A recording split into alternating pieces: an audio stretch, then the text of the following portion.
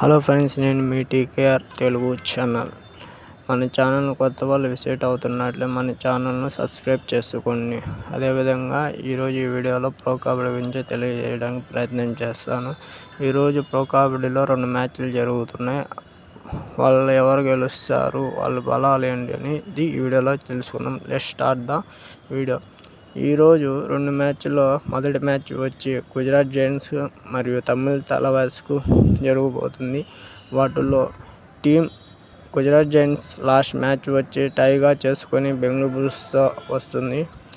అదేవిధంగా తమిళ తలవాస్ వరుస మ్యాచ్లు ఓడుతూ టై చేసుకుంటూ మ్యాచ్లో వాళ్ళు పీకేఎల్ 11లో స్టార్టింగ్ 16లో ఉండడానికి ప్రయత్నంతో చేస్తున్నారు. అదేవిధంగా మన గుజరాత్ జైంట్స్లో రైడర్స్, డిఫెండర్స్ అందరూ ఫామ్లోకి కూడా వచ్చారు.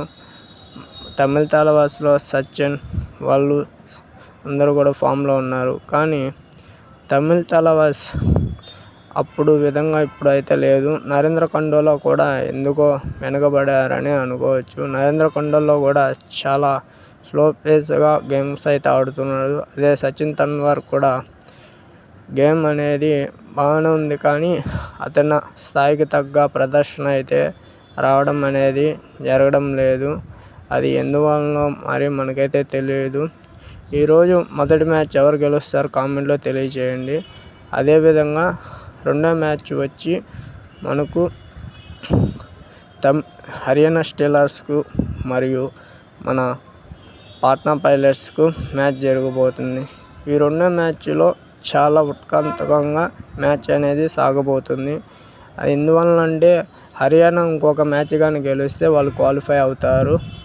అదేవిధంగా ఈ పాట్నా పైలట్స్ అయితే మూడిట్లో 6 మ్యాచ్లు ఉంటే వాళ్ళు 2 మ్యాచ్లు గెలిస్తే క్వాలిఫై అవుతారు. ఎవరు క్వాలిఫై అవుతారనేది ఈరోజు మ్యాచ్లో జరుగుతుంది. లాస్ట్ టైం మ్యాచ్లో హర్యానా స్టీలర్స్ ఓడిపోయి వస్తున్నారు. అది కూడా టాప్ లిస్ట్లో ఉన్న బెంగాల్ వారియర్స్తో మ్యాచ్లో ఓడిపోయి హర్యానా స్టీలర్స్ మ్యాచ్ 2లో అయితే అడుగు పెడుతున్నారు.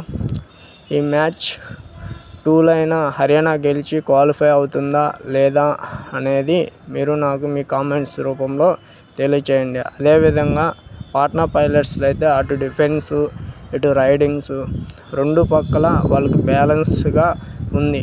ఈరోజు పాట్నా పైలట్స్ గెలుస్తుందా లేదా హర్యానా స్టీలర్స్ గెలుస్తుందా అనేది సెకండ్ మ్యాచ్లో ఎవరు గెలుస్తారనేది మీరు నాకు కామెంట్లో తెలియజేయండి.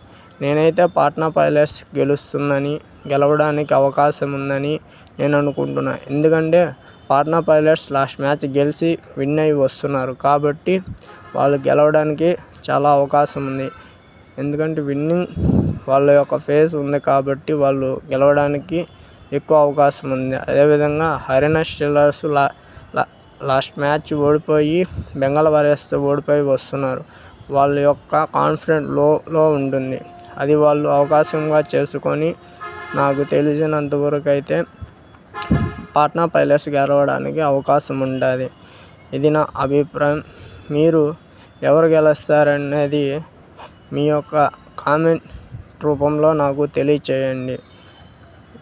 Thank you.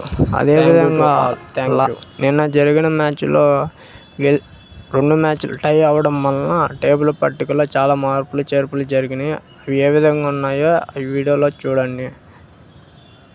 Thank you to all. Thank you.